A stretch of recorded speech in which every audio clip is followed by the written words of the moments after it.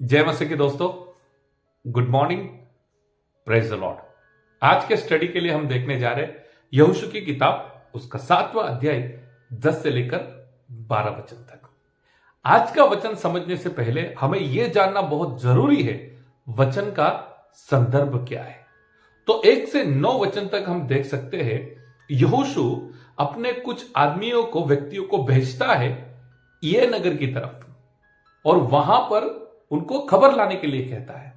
और जब लोग ए नगर से आते हैं तो कहते हैं सबको जाने की जरूरत नहीं है, वहां पर लोग बहुत थोड़े हैं, 2-3 हजार अगर जाते हैं तो हम वहां पर विजय पा सकते हैं।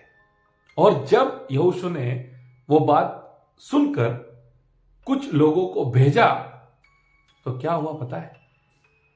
ये नगर के लोगों ने यहोशू के भेजे हुए व्यक्तियों को मारा, पीटा, भगाया। बाइबल में लिखा है 36 लोगों को मार दिया गया। तो यह जब परिस्थिति हुई तो यहोशू चिंता में आ गया, परमेश्वर हमारे साथ क्यों नहीं है? हम क्यों हार गए? बहुत थोड़े लोग थे, बहुत आसानी से जीत जाते, हम बहुत आसानी से विजय प्राप्त करने वाले थे, क्यों ऐसा हुआ? यहोशू ने अपने कपड़े फाड़े और परमेश्वर के आगे रोने लगा, पुकारने लगा, हे परमेश्वर ऐसा क्यों हुआ? बहुत थोड़े लोगों के सामने हम कैसे हार गए? क्यों हारे? क्या हुआ? यह समझना बहुत ही जरूरी है। हम भी कभी कभी बिजनेस में, हमारी फैमिली लाइफ में, हमारी मिनिस्ट्री में हम बहुत आसानी से जहां पर जीतने वाले होते हैं, आसानी से जहां पर हमें सक्सेस मिलने वाली होती है, हम हार जाते हैं, हम निराश हो जाते हैं। आज का वचन समझना बहुत ही जरूरी है। यहोशू ने पूछा परमेश्वर से, परमेश्वर आपने हमें क्यों छोड़ दिया? यहां तक आप लेके आए और हम हार गए। तब परमेश्वर ने क्या कहा? अभी मैं आपके लिए पढ़ना चाहूंगा 10 से लेकर 12 वचन तक। यहोवा ने यहोशू से कहा, उठ, खड़ा हो जा, तू क्यों इस भांति मुंह के बल पृथ्वी पर पड़ा है? इस्राएलियों ने पाप किया है और जो वाचा मैंने उनसे अपने हाथ बंधाई थी उसको उन्होंने तोड़ दिया है। उन्होंने अर्पण की वस्तुओं में से ले लिया, वरन चोरी भी की और छल करके उसको अपने सामान में रख लिया है। इस कारण इस्राएली अपने शत्रुओं के सामने खड़े नहीं रह सकते। वे अपने शत्रुओं को पीठ दिखाते हैं, इसलिए कि वे आप अर्पण की वस्तु बन गए हैं। और यदि तुम अपने मध्य में से अर्पण की वस्तु का सत्यानाश न कर डालोगे तो मैं आगे तुम्हारे संग नहीं रहूंगा।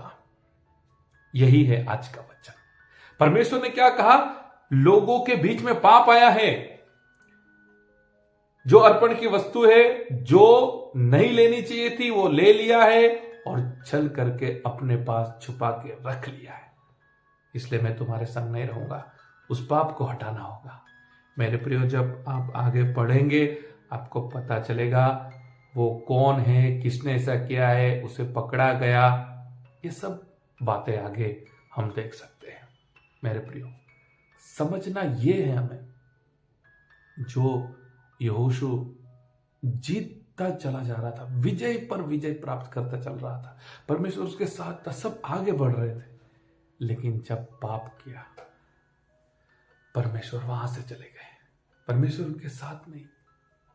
बड़ी से बड़ी सेना के सामने बड़े बड़े चमत्कार के साथ परमेश्वर ने उनको चलाया, लेकिन जब उन्होंने कहा 2-3 हजार जाएंगे तो भी हम विजय पाएंगे, वहां पर वो हार गए, क्योंकि वहां पर पाप आ गया था। मेरे प्रियो, अगर आप आपकी लाइफ में सक्सेस पाना चाहते हैं, फाइनेंशियली आप ब्लेसिंग्स पाना चाहते हैं, जॉब, बिजनेस, फैमिली, मिनिस्ट्री, सब में एक बात बहुत इंपॉर्टेंट है, पाप नहीं आना चाहिए।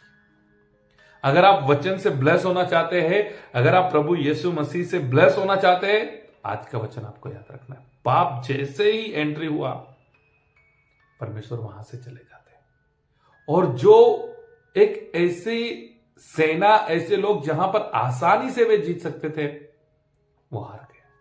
आपके जीवन में अगर आप जीत पाना चाहते हैं, आप विजय पाना चाहते हैं, जो भी छोटा बड़ा पाप आपके जीवन में होगा, उससे आज आपको निकालना होगा, हटाना होगा। और आगे 2025 में बहुत बड़े बड़े काम आपको देखना है, बहुत बड़े बड़े चमत्कार आपको देखना है, बहुत बड़ी बड़ी आशीष आपको देखना है। तो वचन को समर्पण करेंगे, जीवन में परिवर्तन लाएंगे और ब्लेसिंग्स को अनुभव करेंगे। आज के वचन से परमेश्वर आप सभी को आशीष करें। God bless you.